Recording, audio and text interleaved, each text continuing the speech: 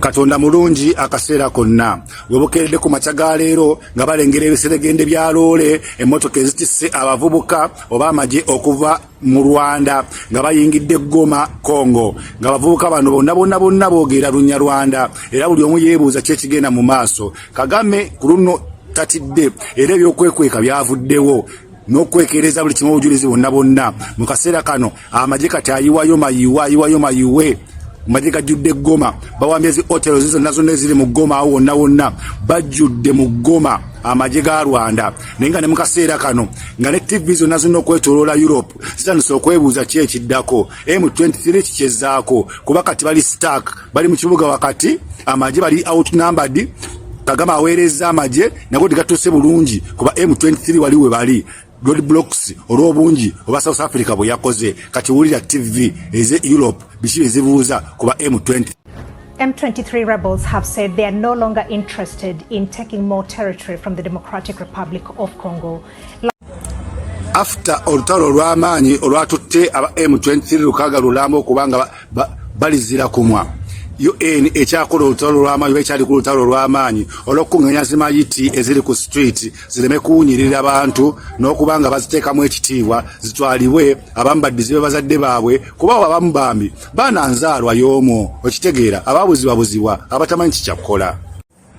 Abola Julius Malema naye alinye ku nkandaggo agambe neeyisa Kagame gye weeyisirizaamu eri pulezidenti waffe apaana eyo nkyamu tetujja kugikkiriza. Tumanyi pulezidenti waffe musajja mukwata mpola musajja mukakkamu naye anteera ku kikukwatagana n'amagye ga South Africa okubanga amagye gassa agaffe tugenda kisasulira oba mugenda kukisasulira tekigenda kukoma bwe kityo. Tetugenda kugendera ku bigambo byo Kagame, tetugenda kukkiriza gendera ku ntolizo Kagame apaana endi bayita South Africa. Tugenda kulumba, tugenda kukolawo ekiruwo, tugenda kukolawo ekiti. Simbanirizaako nnyo mikwano gyange yonna gye musinzira okubanga mutuwuliriza kutegeeza nti oli ku Yugi Updates TV kusinzira okubanga otuwuliza. Mwebale nnyo kwekumira ku mayengo ga Yugi Updates TV.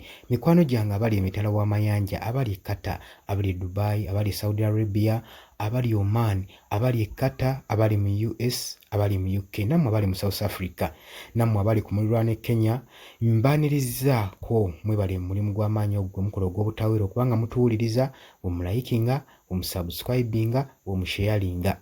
Wabula gwe atannaba kubanga otwegattako nga wandiyagadde otwegattako, nkubiriza okkirire wansi awo waliwo ekigambo subscribe kikooneko ojja kubanga osobola bulungi nnyo otweyungako gwe mukwano gwange ali eyampuliriza osobole okubanga ofollowinga buli kye tukola. Naggamba nti okona ku kigambo subscribe tewerabirangako na mukadde kekakuyambako okukuleetera notification message okukuleetera information singa wabeerawo information gye tuba tutadde ku mukutu guno ogwa Yugi Updates TV. Mikwano gyange mmwe abali abampuliriza mwebale mulimu gw'amaanyi gwe mukola ogwo ogw'obutawera.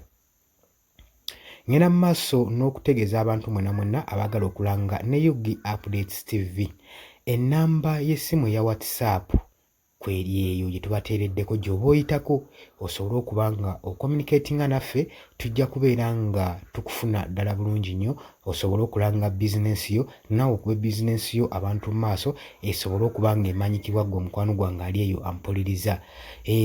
Ng'abalala muzze mu kikola n'abalala tubakubiriza mugende maaso n'okulanga naffe. Tubaagala nnyo mikwano gyaffe era tubategeeza nti mwebale kwekuumira ku Yugi Updates TV.